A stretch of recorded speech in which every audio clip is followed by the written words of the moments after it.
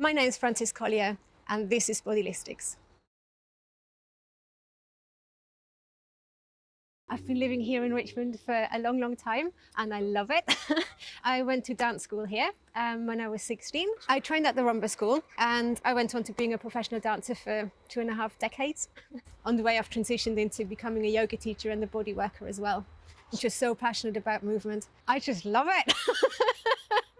I think it's just the motivation and the drive to get up in the morning, and there is nothing like movement to help you heal and feel better and just enjoy life. I wouldn't live without movement. People who subscribe to the Bodylistics website, they very much will have a huge platform of variations of how to approach movement in different ways. So there is about movement quality, about feeling the movement again, about really being grounded and gravity of movement, like all these different aspects where it's not just the frame of your body, but it goes way beyond. It goes and integrates the emotional part of the movement, the spatial awareness, the breath, the music and the melody and the rhythm inside, how to be much more primal with it again, much more almost animalistic. How can you go back to the very basics of having a human body and being human, rather than doing something that you're told? How can you go back to what you're born with?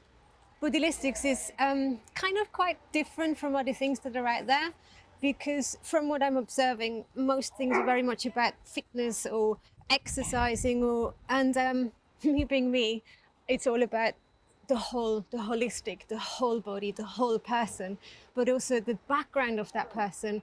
So whatever your life has been so far is what your body is reflecting. So you might find yourself with a shoulder problem or an ankle problem because you've had an experience in the past, who knows? So it's combining that somatic experiencing, that background of you, with freeing the body through movement. A lot of it also comes from the language you use with yourself. Movement is a language, and the language is programmed, it's a learned thing. So you can change how you speak. You can change how you use your language orally, but also or verbally, but you can also change the language in your body. So the instructions you give yourself through your brain into your body is how your body is moving. If your body is moving in a better way, you will also feel your mind in a better way.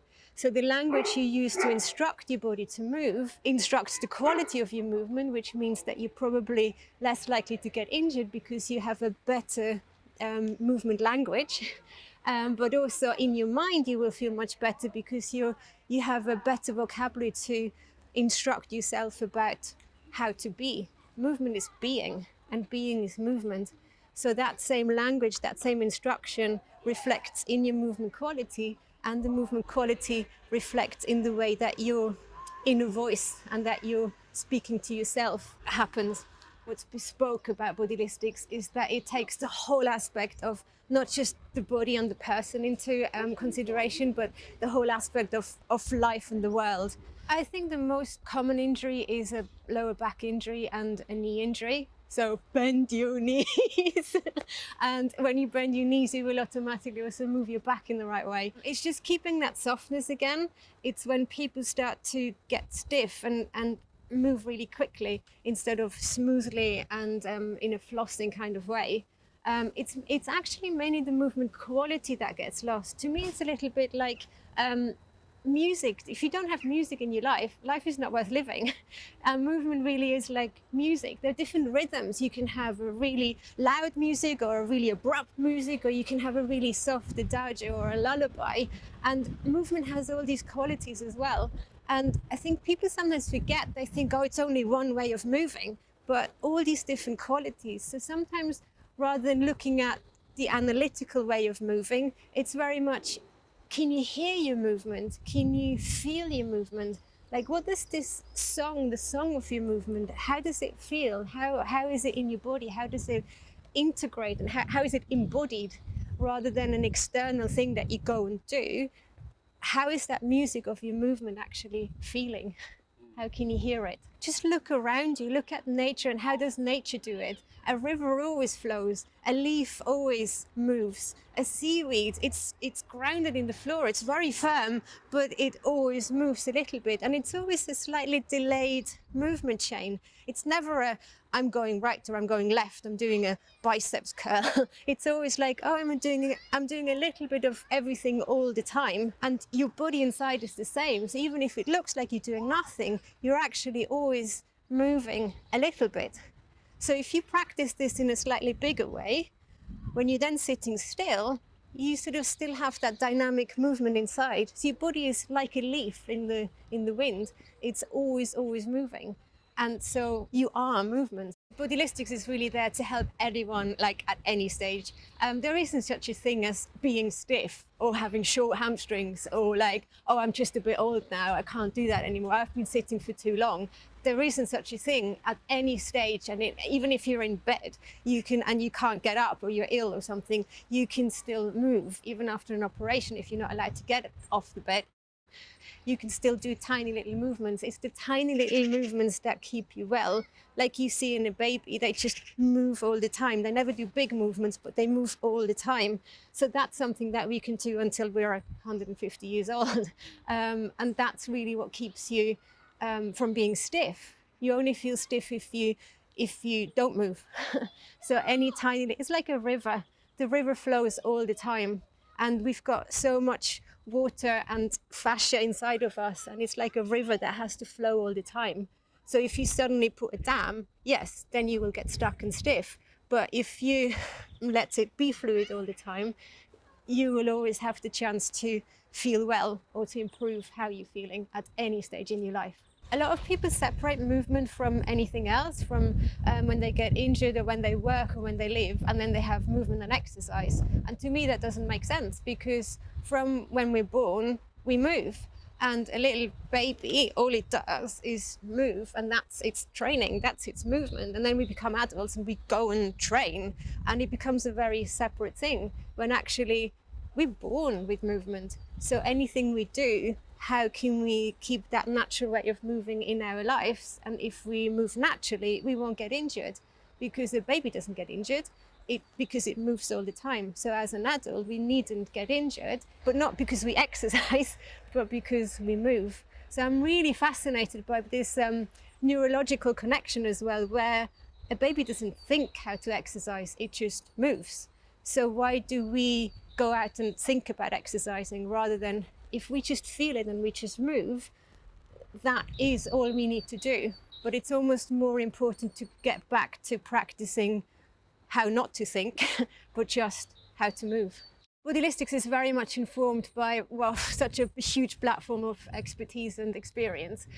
From my own experience of being a performer, having to be out there no matter what, whether whatever is happening in your life or in your body, you've got to go, the show must go on. And then obviously also working with a lot of theatres and movie productions where you see very, high profile experienced people, but they have the same stresses, they have the same, gosh, how am I gonna, my body is not feeling well, how am I gonna do this? So whether you're, a well-known actor, or whether you're a beautiful mom or dad at home, you've got those same stresses in your body. And actually working with a lot of creative people and really using that tool of creativity and imagery and thinking outside the box, I've really felt the benefit of how that helps you to get through injuries, and how actually very often an injury is not an injury, it's a mental block that we have. So as soon as you reframe it and call it something else, so you can relate to it in a different way, it's half the injury is gone because you feel so much better about it already.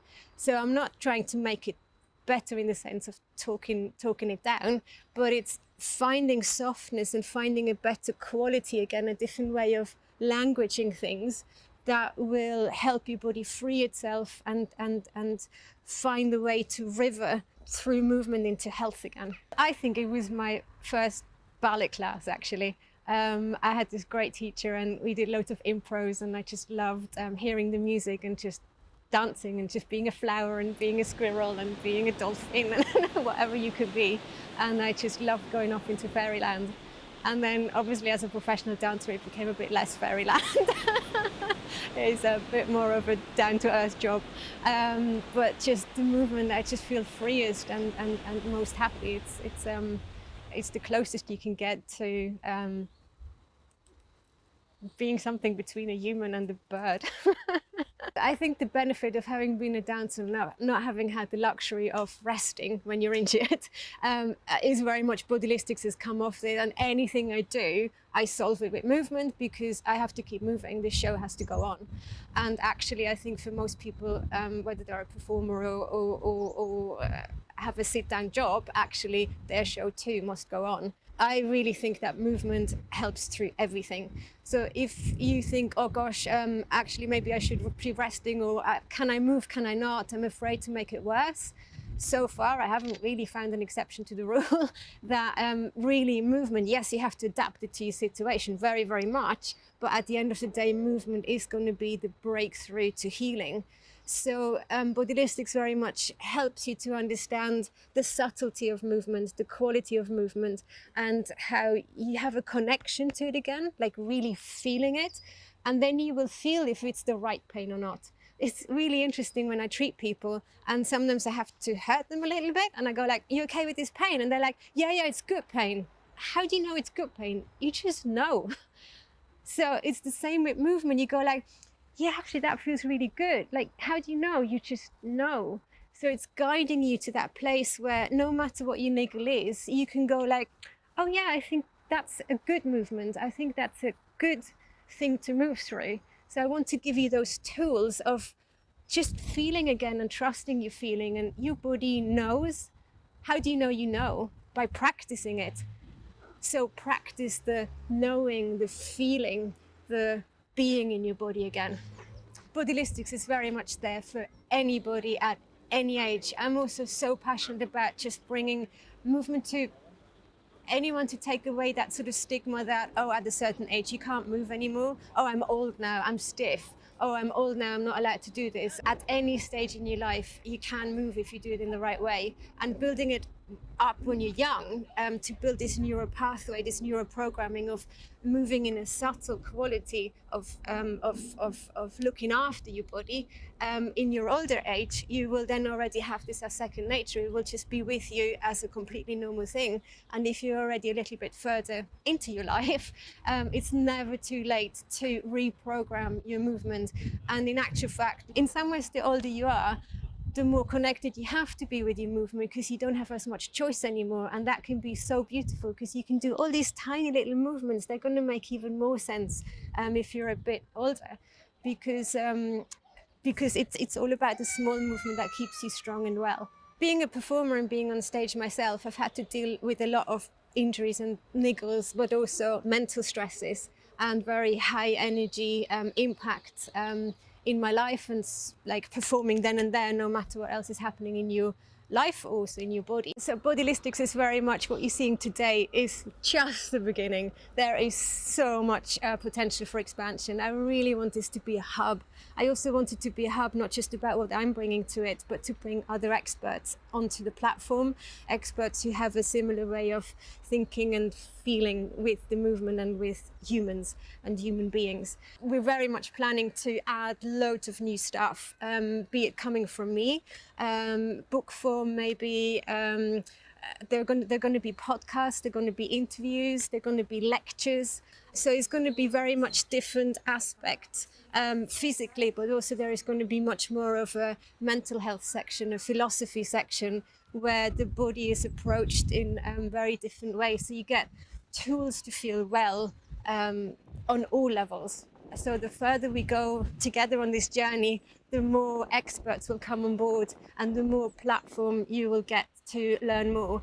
And also I'm going to be really interested in getting your feedback so that you can let me know, oh, I'd really love to learn more about this or that, or can you get this person on board, or have you got anything to say about this?